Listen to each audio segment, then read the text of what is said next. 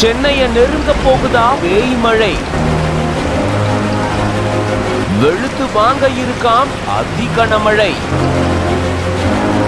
தனியார் வானிலை ஆராய்ச்சியாளர் சொன்ன அதிர்ச்சி தகவல். அவர் சொன்ன தகவல் என்ன? விரிவா இந்த வீடியோல பார்க்கலாம்.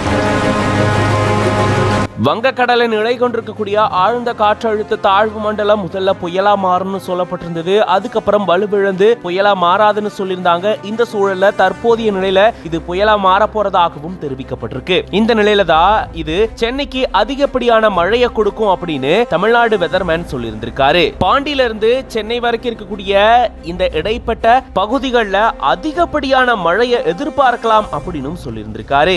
தற்போதைய நிலையில இருந்து கொஞ்சம் கொஞ்சமா மழையான அதிகரிக்கும், இரவு நேரத்துல மழை அதிகமா பெய்யும் அப்படின்னு அவர் தெரிவிச்சிருக்காரு. அதே போல இந்த புயலை மத்த புயல் மாதிரி பிரெடிக்ட் பண்ண முடியல, இது அப்பப்போ மாறிட்டே இருக்கு, இப்போதைய நிலை இதுதான் அப்படின்னு சொல்லிட்டு மழை அதிகமா சென்னை பகுதிகளில் பெய்யும் அப்படின்ற மாதிரி இவர் தெரிவிச்சிருக்காரு. சென்னை மட்டும் இல்லாம காஞ்சிபுரம், திருவள்ளூர், செங்கல்பட்டு உட்பட இந்த பகுதிகளிலுமே அதிகப்படியான மழை பெய்யும் அப்படின்னு எதிர்பார்க்கப்படுறதா அவர் சொல்லியிருந்திருக்காரு.